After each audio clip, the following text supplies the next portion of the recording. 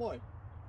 Olen Asko Nuorkivi ja olen toisena ehdokkaana Kittilän kirkkoherraksi. Koulutukseltani olen teologian maisteri, valmistunut sekä Glasgow'n yliopistosta että Helsingin yliopistosta. On sanottu, että ihminen on sekä menneiden tapahtumien että tulevaisuuden pyrkimystensä summa. Tässä videossa tahdonkin kertoa teille lyhyesti menneisyydestäni sekä tulevaisuuden pyrkimyksistäni, eli juuri siitä, kuka minä olen. Kun olin teini-ikäinen, niin meidän perhe muutti Yhdysvaltoihin muutamaksi vuodeksi.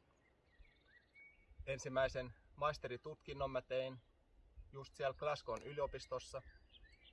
Opiskelin just niitä aineita, mitä mua eniten kiinnosti, eli teologiaa, psykologiaa, pedagogiikkaa, jalkapalloa ja elämää.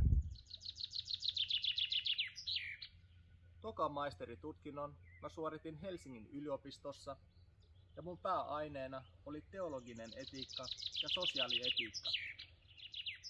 Mä ajattelen, että etiikasta ja moraalista, Jeesuksella ja kristinuskolla on todella paljon kerrottavaa vielä nykypäivänä.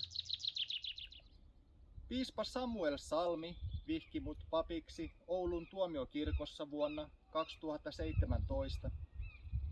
Mä pääsin papiksi Kolarin seurakuntaan, eli Kittilän naapuriin. Ja pari vuotta myöhemmin mut valittiin VT-kirkkoherraksi. Tohon aikaan mulla ei vielä ollut pätevyyttä kirkkoherran viralliseen virkaan, mutta nyt mulla on.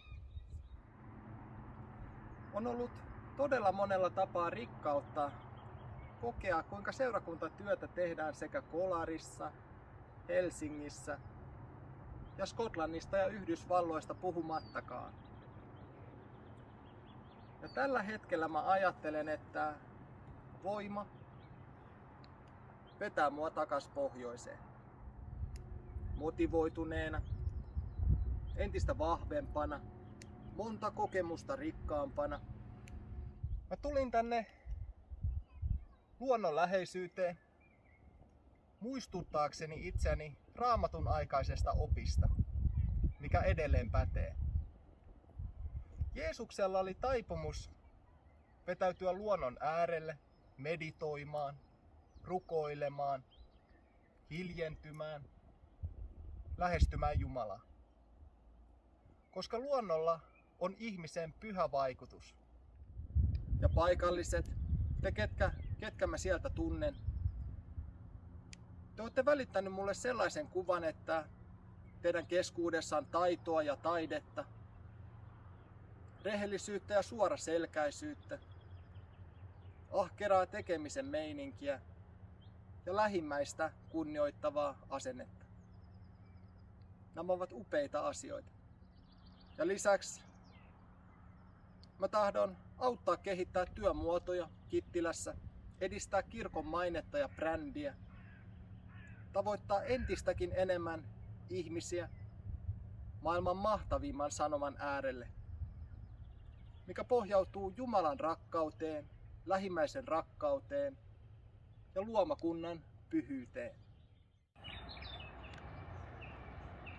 Ja tähän loppuun siunatkoon sinua kaikki valtias ja armollinen Jumala, Isä ja Poika ja Pyhä Henki. Aamen. Nimeni on Asko Nuorkivi.